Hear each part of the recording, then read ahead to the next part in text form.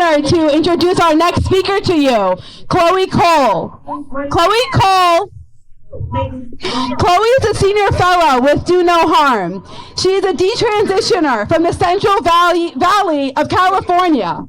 She started her transition at 12 years old, puberty blockers and testosterone at 13, and a double mastectomy at 15 years old. She is now a strong advocate against gender ideology. Please join me in giving a warm welcome to Chloe.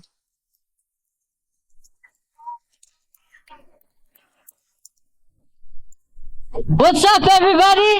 How are we doing? It's crazy cold out here.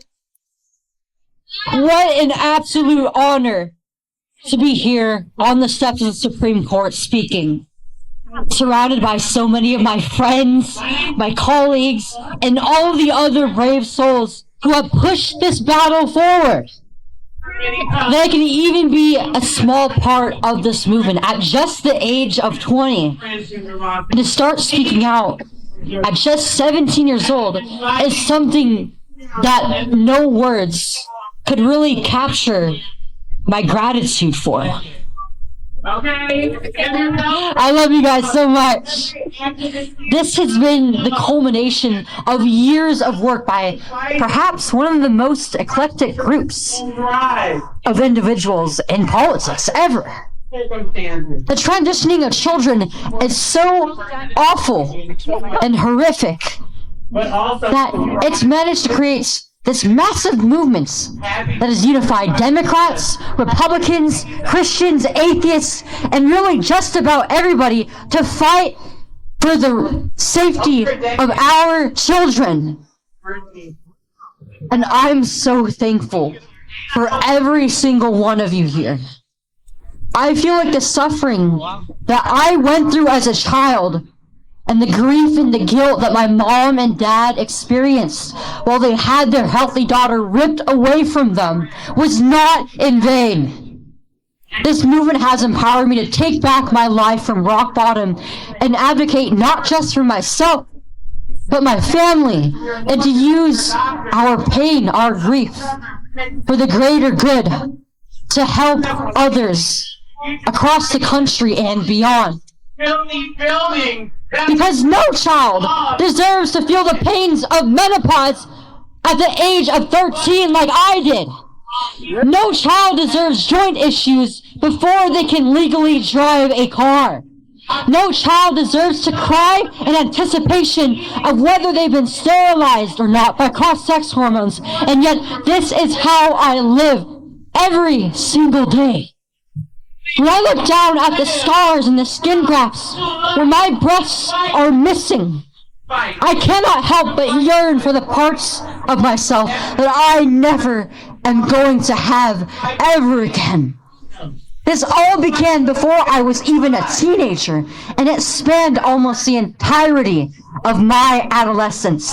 Most of my formative years were lost at the hands of the abuse of my doctors. I didn't have a chance, but I am grateful that the kids who come after me, who are being victimized by the ACLU, now are being given one. I'm grateful that the state of Tennessee has listened to the stories of victims like me, that they have pumped the brakes hard on this practice, that the Supreme Court is willing to listen so soon and set a precedent that will allow most of the nation to protect children. In fact, 26 states have realized that transitioning children is not medicine. It's abuse. Over half of the states in our union have banned at least surgeries from being performed on minors. Most of these states have enacted those laws in just the last 2 years. This was an absolute, wholesale rejection of gender ideology. We have defeated the medical establishment. We have defeated the special interest groups. We've empowered the states, despite the federal governments, and we are saving children. Let's be clear, in case it wasn't clear already, Nothing about this ideology aligns with the values on which our nation was founded. We are a people who love our beautiful children the way that they were made, and this mutilation has no place in our country. The Supreme Court is going to do the right thing. Most of them are parents. They understand how wrong this is. They know that children don't deserve the type of childhood that I did. They know that the solution to the distress of our children is not lying to them. It's not taking away parts of their bodies or unskippable parts of their developments. It doesn't take a degree in biology to understand that a drug cocktail and a scalpel do not make a child the opposite sex. You don't have to be a biologist to know that no child is born in the wrong body.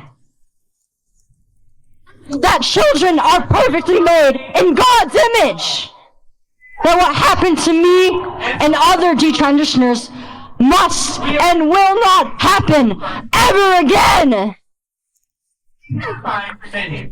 This decision will be the final wound that is ultimately going to take down this horrific ideology. This fight is far from over yet. As states have banned us, states like my home state of California have gone in the opposite direction. They are ripping families apart whether they live there or not. They are off the reservation. And gender ideology will not be defeated until we defeated it in all 50 states and federally. And this will happen if we keep on fighting.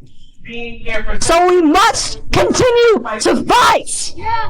We need to fight for our children and our families. We need to fight to destroy the ideological capture of our institutions. Fight to take this out of our healthcare and our educational systems.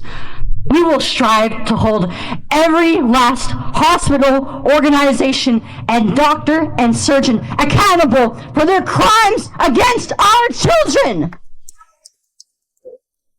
I filed a lawsuit against Kaiser Permanente with Center for American Liberty because I will not stop until I have emptied the pockets of my abusers. And in doing so, we are creating a wave of detransitioners and other victims who ultimately will achieve complete and total justice for the harms that have plagued our lives and our country.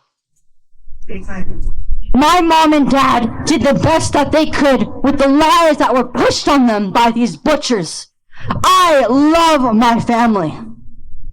So I just want to tell those of you parents out there who are fighting tooth and nail for your children, your efforts are not in vain. We see you. Help is going to be on the way for you and your child. For the children and the protesters who believe that they were born wrong or that children can be born wrong, I just want to say that I love you. I love you. I know how difficult it is to experience the pain of hating your sex, of hating your body, of wanting to die, wanting to take your own life, of going through the process of transition. They are not alone in their pain. They have been lied to about who they are, what it really means to be happy, to be healthy or whole. But I will tell you all this. You all are beautiful just the way that you were made. With all of your unique qualities, everything that makes you different is your strength. You deserve to be loved just as you are, to grow up in a healthy body. And one day, you will find your identity outside of this. There are only two genders, but there are infinite ways to love yourself, to love our children within the bounds of reality. Our children deserve better, and they need our help right now, in this moment. We must not stop fighting for them until the very end.